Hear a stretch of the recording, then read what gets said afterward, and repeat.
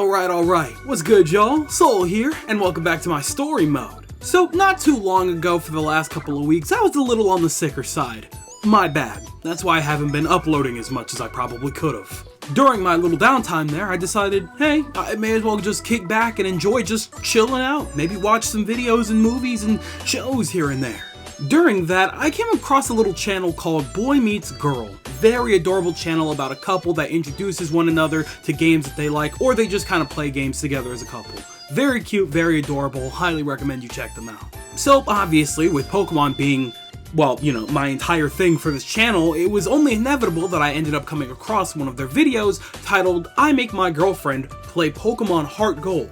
Being on the YouTube space for so long, I immediately came to the conclusion upon seeing the video in my feed that you wouldn't title a video like that unless the person has never played the game before. And obviously, I was correct. She didn't grow up with Pokemon like that, so this was her first time playing through the series. She had only previously played Pokemon Fire Red. But what really caught my interest was the fact that he had her play through the game in a Nuzlocke format. Now, for those of you who don't know what a Nuzlocke is, I will explain it in just a minute. But for those of you that are familiar with Nuzlockes, you know that that's kind of an insane thing to put a newcomer through for their first time. And yet, the more that I watched that video, the more that I came to quickly understand that that was actually a genius ploy. She was learning a lot, she was understanding a lot, and she made her way through some absolutely insane situations given the teams that she had. It was really entertaining. Growing up, Pokemon was a very big part of my life, no doubt about it, which is why, no matter what happens with this series, I'm still with it. I can get really frustrated with it sometimes, very impatient, and sometimes just downright angry with it. But I'll always love it. One of the reasons that I love it so much and why I'm always able to come back to it is because of Nuzlockes. When I was younger, I would watch a lot of Poketubers, some who shall not be named. Shady Penguin, Game Boy Luke, Hoodlum Scrafty, Sacred Fire, all of these people really wanted to make me become a Poketuber. Of course, years later, I came to understand that that wasn't all that I wanted to do, but ironically, it ended up kind of happening like that anyway. So, weird how things work out, I guess. The point is, watching them do all these challenges and Nuzlockes together has really made me appreciate Pokemon in a way that I never actually thought that I could. So, in a weird roundabout way, Nuzlocking has kind of saved Pokemon for me. And I wanted to just talk about that for a quick second, because rarely do we get the chance to actually talk about the things in Pokemon that we truly enjoy. But before we get into anything, I think we need to take a step back and slow down a little bit, because I'm sure that there's a good handful of you guys still asking, what in the hell is a Nuzlocke? For anybody that doesn't know what a Nuzlocke is, let me explain. The long and short of it is, it's a set of rules that you place on yourself during a Pokemon game playthrough. In the most basic of basics of a Nuzlocke, the rules are actually very simple. The challenge run starts once you get your first set of Pokeballs. The first Pokemon that you encounter in a new area is your one and only chance to catch a Pokemon in that area. If that Pokemon is defeated, you cannot catch another Pokemon. Every Pokemon that you catch must be nicknamed, although that one is kind of a loose-ended rule, so follow that one if you want. And then, of course, the most important rule is that if your Pokemon is defeated in battle, it is considered dead and must be placed in a box or released. Once it's beaten, you are not allowed to use that Pokemon anymore, plain and simple. See there? Nothing too crazy, just a couple of simple rules that really helps change the game a little bit. And if you're more of a visual learner, don't worry about it. I have done 2 Nuzlockes on this channel. One of them was my first run of Pokemon Brilliant Diamond and Shining Pearl because, well, let's be real, those were remakes, and I already knew everything there was to know about those games, so a Nuzlocke was just a more fun way to play it. And then, a long time ago, before I even officially became Soul Story Mode, I did a surprise trade Nuzlocke of Pokemon Sword and Shield. Shameless plug, I know, but, you know, I kind of worked hard on those, and if you guys would like to see what a Nuzlocke is really all about and actually see somebody succeed in a Nuzlocke, well, I think you'll have a lot of fun with those series. It was a lot of fun, and I'm sure you'll enjoy it. But getting back to the main topic on hand here, there are a lot of different variations of Nuzlockes. Some people like to do hardcore Nuzlockes, where you're not allowed to heal during battle. Other people like to do Wonder Trades and Surprise Trades, where you are only allowed to use Pokemon that you have Wonder Traded or Surprise Traded. One of my favorites to watch is egg locks. This is usually where like a content creator or something along those lines will have their viewers send in eggs of their creation, and they will hatch them, and they can only use those Pokemon during the run. And one of my personal favorites to do with friends is a soul link. Nope, slow it down. I saw some eyebrows raise. No, despite the name, I did not come up with this version of the challenge run. A soul link is essentially where you and a friend place Nuzlocke rules during your playthrough. However, your Pokemon are now interconnected. For example, if we're playing through 4th gen and I pick Chimchar and my friend picks Turtwig or Piplup, those Pokemon are now connected, which means that if my Chimchar faints in battle, that means that their starter also faints in battle.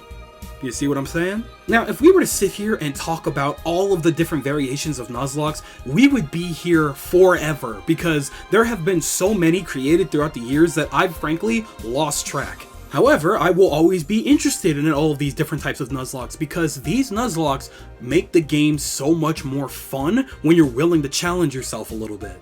Now, here's the thing about it. I love Nuzlocke and they're great for a challenge. However, I've come to understand, especially after watching those videos that I was talking about earlier, that it's also very good for learning purposes. As a matter of fact, I think that I would go out of my way to say that doing Nuzlocke is the best way that I have ever learned about Pokemon, like in general.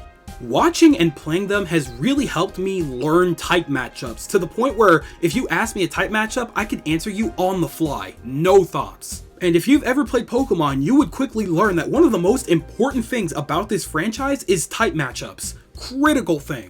During a Nuzlocke, you're a lot more careful about the Pokemon that you're matching up to one another. Of course, I'm not going to put out a flying type Pokemon against any rock type Pokemon, because flying types are kind of flimsy sometimes, and a rock type Pokemon will squash the hell out of that, so I'm never taking that risk. Hell, even with fairy typing, I learned quickly that I am never to put a fairy typing out against poison or steel like that, because they will get absolutely washed if I'm not cautious. At the end of the day, type matchups are the name of the game, and Nuzlocking really helps enforce that mindset. On top of that, it's also helped me learn the importance of making the most out of every Pokemon that I get my hands on. Like a lot of you, I'm sure, when I was younger, I would pick out Pokemon for my team solely based on design.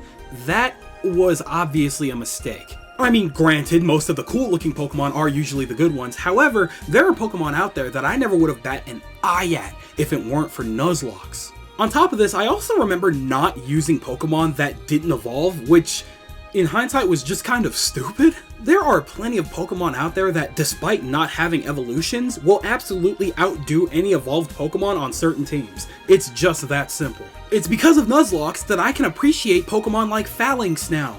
I love Phalanx. That Pokemon is badass, and I will use it on every playthrough I have of Sword and Shield if I can help it. On a basic playthrough of Emerald or something like that, I would have never touched Barboach or Wishcash or anything like that.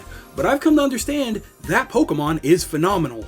Can't speak much for competitive, but for a basic playthrough, absolute tank. Love it. Next to this, it's also really come to help me understand the move pool in Pokemon. When I was younger, not only did it teach me that Swagger and Sword Stance is actually extremely useful and can be really helpful in critical situations, but that actually keeping Thunder Wave to actually slow down your opponent or to help catch Pokemon is critical. And this is all just very baseline stuff that I'm saying here, but that really goes to show that when it came to Pokemon, I did not truly understand this game until I understood Nuzlocking.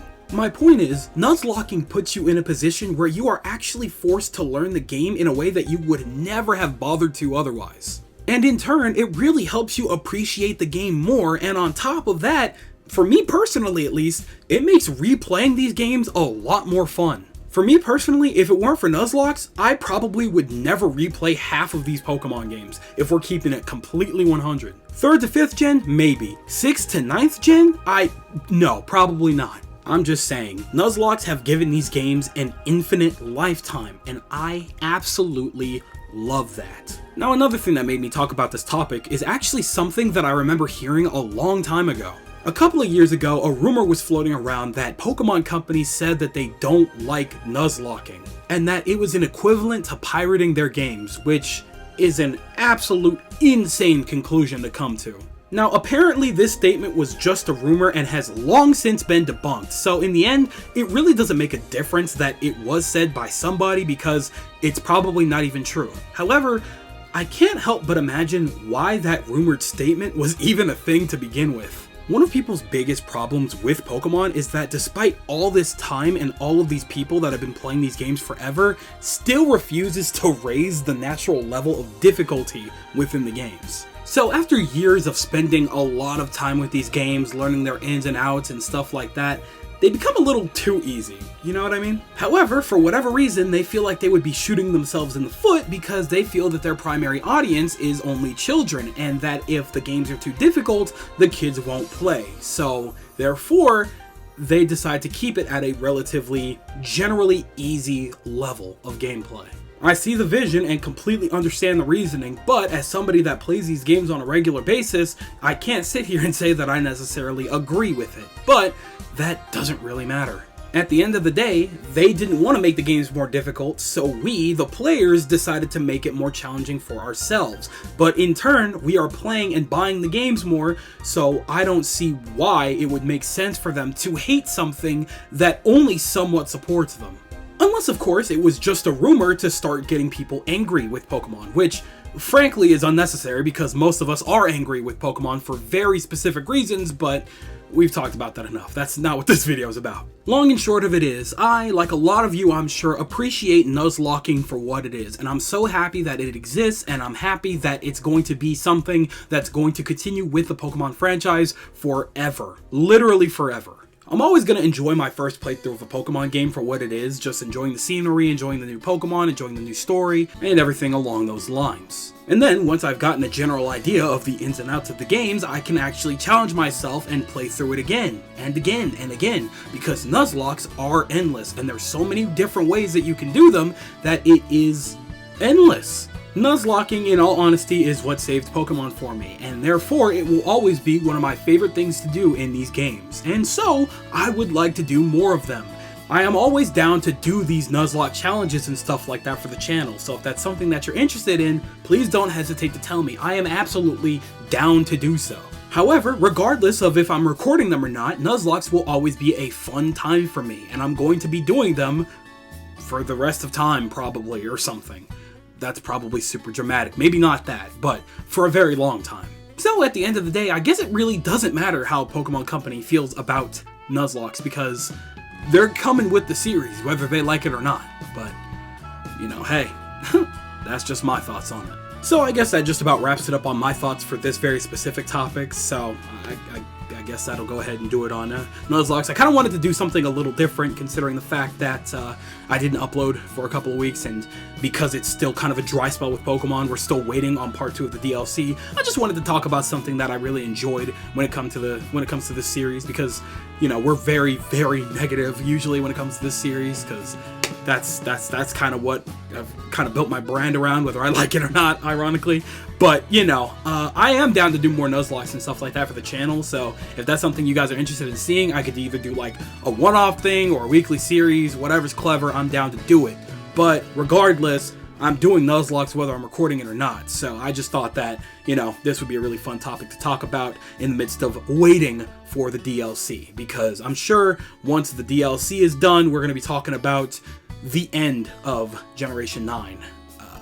And we're probably going to do some Nuzlocke stuff with Generation 9, so we'll play that by ear. But for now, tell me everything that you guys are thinking in the comment section below. Do you love Nuzlocke? Do you hate them? Do you prefer different types of challenges for Pokemon games? Do you think that Pokemon as a company should just allow Game Freak to make the games a little more difficult, or to add difficulties to the games so that we could choose how hard the games are for us? Or do you think that we should just be able to decide our own difficulty on how we play? Tell me everything that you guys are thinking in the comment section below, because you know for a fact that I'm always going to be down there with you guys. But with that, it does be skedaddle clock time.